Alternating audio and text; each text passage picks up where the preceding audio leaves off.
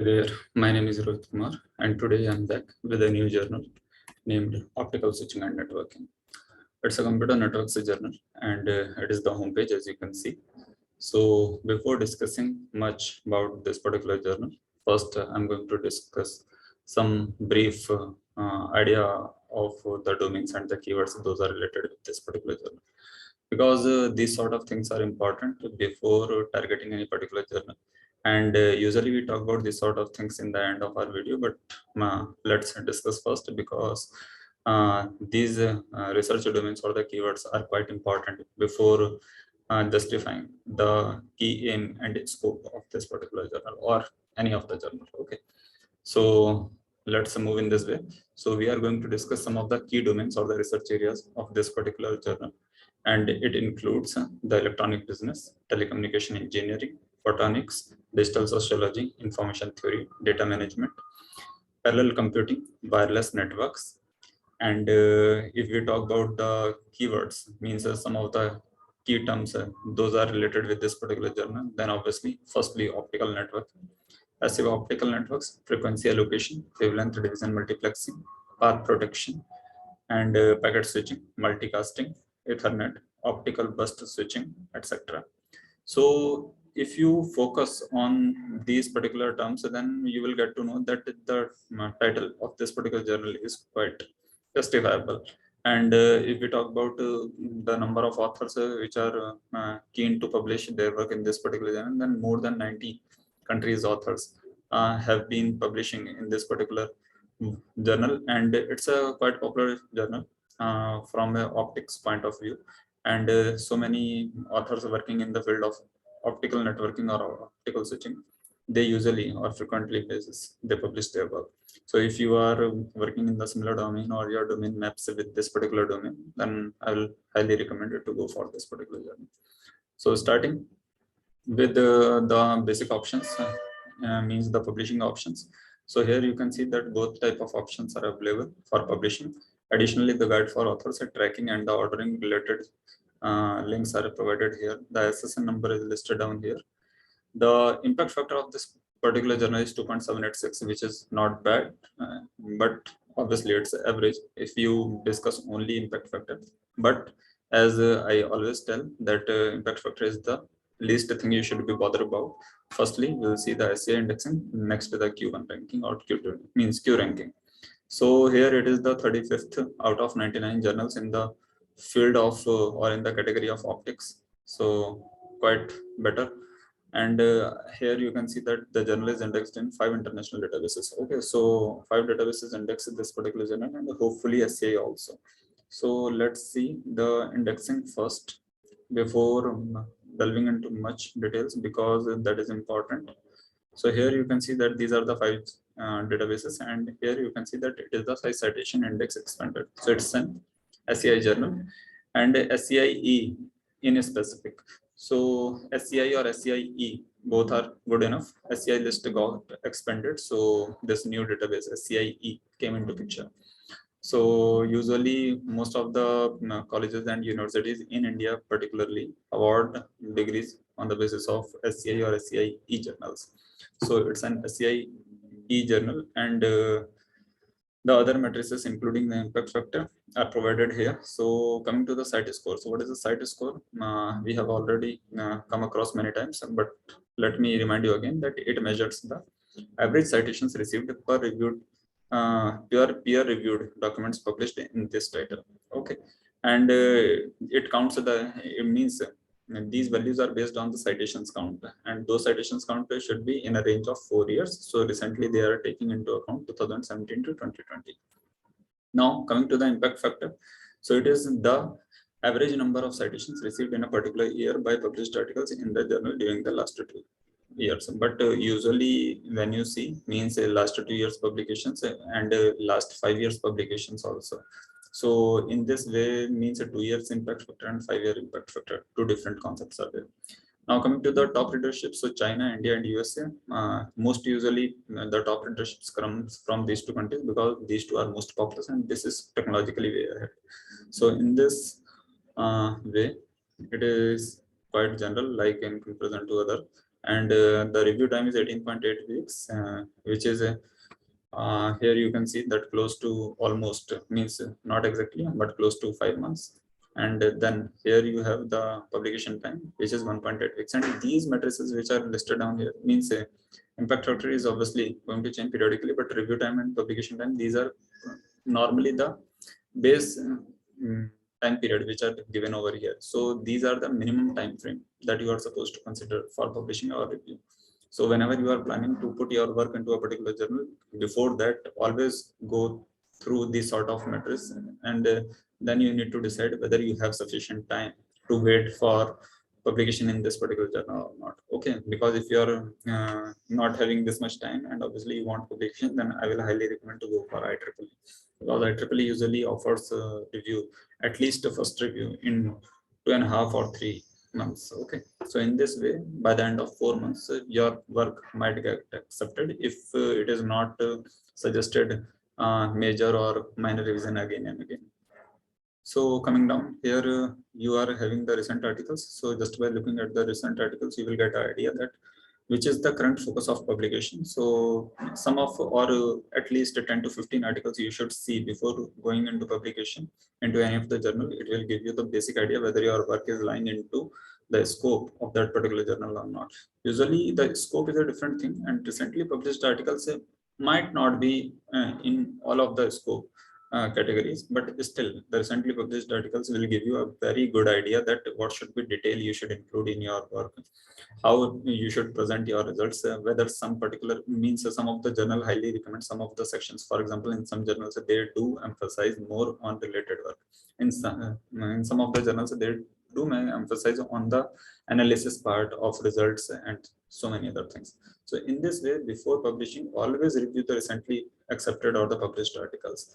So you will better compare your work with them and you will get a better idea. Okay.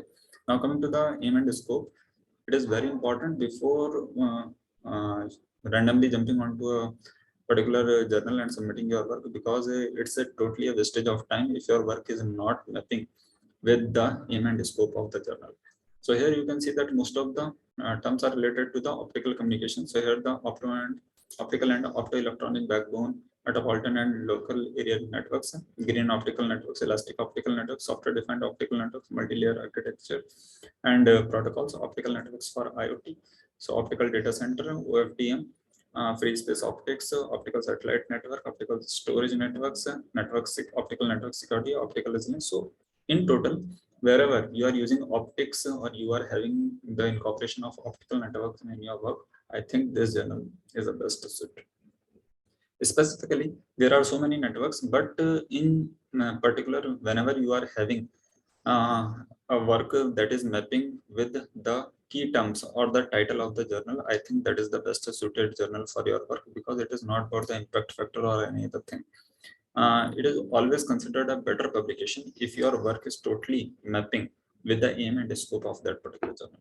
Okay, so don't go just into a journal just because of it's a higher impact factor. Impact factor is the least thing you should bother about. Okay, your work quality and all the things should be means into the aim and scope of a particular journal. It will save your time. It will give you better recognition and it will give you better review, because the reviewers of a particular journal are the specialist of that particular domain. And if you submit into any random journal and the acceptance rate is more and so many other things, so your work might get published, but later means it might be a issue, because people will ask that why did you go for publishing in this particular journal. Okay, so you need to take care of all these things. Now coming down, here are the most downloaded articles. So here you can see that open access, and usually it happens that most of the open access articles are downloaded mostly, and most cited. You can see that none of these means at least top 3 are from open access category. So in this way, never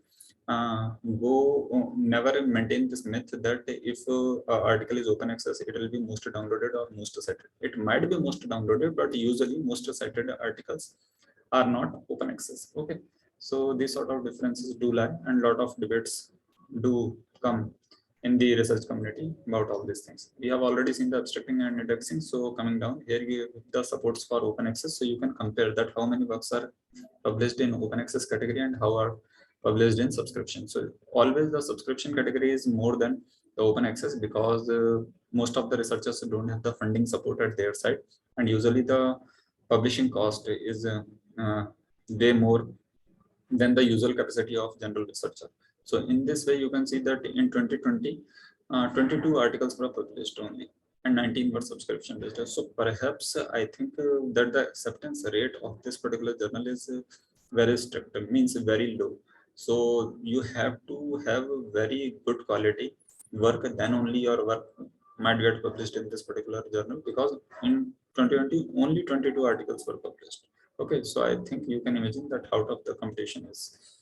So coming down, here are the call for papers. So some of the special issues or other related information and the awards related information are listed down here. Authorship. Here you can see that top readership was from China, US and India. Okay, here, China, India, US. But you can see that top authorship is coming from China, Poland, and Brazil. Means US and India are absent from here, but China is maintaining its position. Okay, so in this way, you can see that it's not always a guarantee that if the top readership is coming from a particular country, the top authorship will also come from. But there is a probability. Okay, because if the most of the articles are getting downloaded or getting read in a particular country, then means most of the authors of that particular country are interested in that particular domain. Okay, and many times people also see that if editorial board members are specifically from a particular country, means large in quantity, then obviously more journals or more works are getting accepted from that particular country, means some sort of bias and all those sort of debates are always in picture. Okay, so let's see what is the board member division. So here is the editorial board, and here you can see that 6 members are from US. Italy has 5, China 2, Germany 2, Spain 2, and so on. Okay, so in this way, China is not dominating the editorial board, but it's the China is dominating the top authorship and top readership position. So this is quite good, means no false assumption you can maintain from the statistics. Those are given over here, and in some of the journals it is that top all most of the board members are from a particular country, and top readership and or the top authorship is also coming from that country, then it's a debated issue. Okay, now here there is no such debate. Now coming down, here are the news and announcements we have seen. Then these are the author resources. For example, you want some help with respect to your research or preparation, then Research Academy writing and Mendeley guide for authors, language editing, and the translation services are provided down here. So you can use these services. Additionally, some of the related information or the additional information you may find on Twitter also. So some of the related tweets you may see here. And if you want to have some other related information, then here are various links related to the reviewers, readers, authors, librarians, and editors. So I think most of the things are provided at the homepage only at every journal, and you just need to go and find or search the suitable links, and you will get most of the information at the homepage. Now, two things confirm that the journal is SCI. And second thing that the journal's impact factor is 2.786, which is good enough. Okay. Now the third most important thing, that what is the Q ranking? So let's see. Here you can see the H index is bit low, not bit low, very low, I will say. So perhaps it is very fresh journal, or means not quite old. But coverage is 1970. And then 2005 to 2020, perhaps it restarted again in 2005. Okay, let's see. Yes, from 2006 onwards, only the Q ranking is shown over here. So perhaps it is might be that it started in 70 and then shut down, and again started in 2005 or 2020. If any of you have the relevant idea about this thing, please comment down below and let me know. And here you can see that it's a Netherlands journal, elsewhere publisher, 2 tracks, computer science and engineering. In computer science, you have the computer networks and communication because optical networking is in the picture, and the engineering, the electric and electronics engineering, because the optics is into the picture. So the optical communication is coming. Now coming down the journal's ISSN number, here is the homepage and other links. Scope we have already seen, so no need to go down into. Here you can see that only 2 cartels are provided and both are running at Q2. Okay, so in total it's a Q2 journal. Now, if your work didn't get published in this particular journal due to some reason, as we have already seen that in 2020 only 22 articles were published, so acceptance rate might be very low.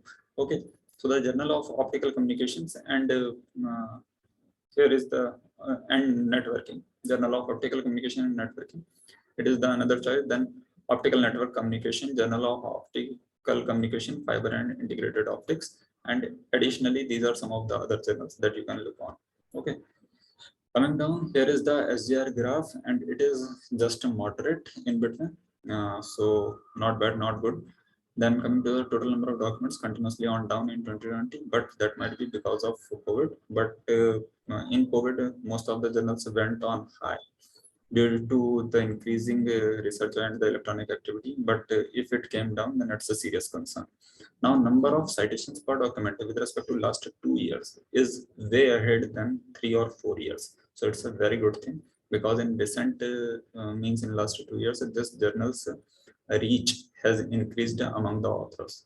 Then the total number of citations with respect to self-citation, this gap is widening. Here you can see this is going up, this is going down. So in this way, it is very good indicator that the self-citation are on decrease, and most of the authentic citations are coming. So here you can see that in 2020, these 2 lines are almost converging. So in this way, we can say that very authentic output is coming from the very authentic management, and the author's work is quite, you can say, ethical. So in this way, very less number of self-citations in 2020, and acceptance rate is low, and the board members domination is not representing the country having the top readership or the authorship. So in this way, if we in total, if I conclude, the journal is showing very good statistics. Only the number of documents is low. That is a bit concern. But obviously, the journals which are focusing into a particular direction or having only single or 2 tracks, then obviously the number of documents are less only, because finding the quality work of a dedicated line is very difficult, and people usually work or go for interdisciplinary work to open their options. Means nowadays it's a common practice that people try to work in interdisciplinary reasons, because if your work didn't get published into one kind of journal, then you have so many other options due to your interdisciplinary research work nature. Okay, now coming down here, you have the international collaboration, so it's a bit average. Okay, 36.36%, and the citable documents are better, means the due to some ethical or guideline violation, very less number of papers are rejected, and that's why non-citable. Then the cited documents, here you can see that this is a concern, that most of the documents are not cited. So again, it might be an issue because less number of people are working in the optical communication or into this particular research domain. So that's why only less visibility, and that's why less number of citations are coming. But it's not like that, if your work is mapping with this, then you should go to uncited or cited, because citation is not a measure of your work quality. If some people do say that the authors are having this many citations and that's why he is the best researcher, I don't think like that, because it might be the thing that your research is very particular, and very less number of researchers are working in your particular domain. So no need to worry about the number of citations. That's a very general way of categorizing authors or maintaining the ranking, and that's why you should not bother about it. Now coming down, optical switching and networking, in total it's a Q2 ranking journal, and you can see that here this widget shows that computer networks and communication is having a SGR 2020 score of 0.42. Now if you have some question or something like that, you can put here, and this will get maintained at the bottom of the page. Now coming to the home page, I think most of the things we have already covered, everything including the matrices, then the top readership, top authorship, and everything. Okay, so I think that's all from my side for this particular journal. If you have any suggestion, any comment, any sort of criticism, please do comment below. And if you didn't like any idea, or if you want me to include some more detail with respect to this or any of my videos, please comment down below. I will definitely love to learn from your experiences, from your criticism, from your suggestions. And thanks for watching this video. Happy learning.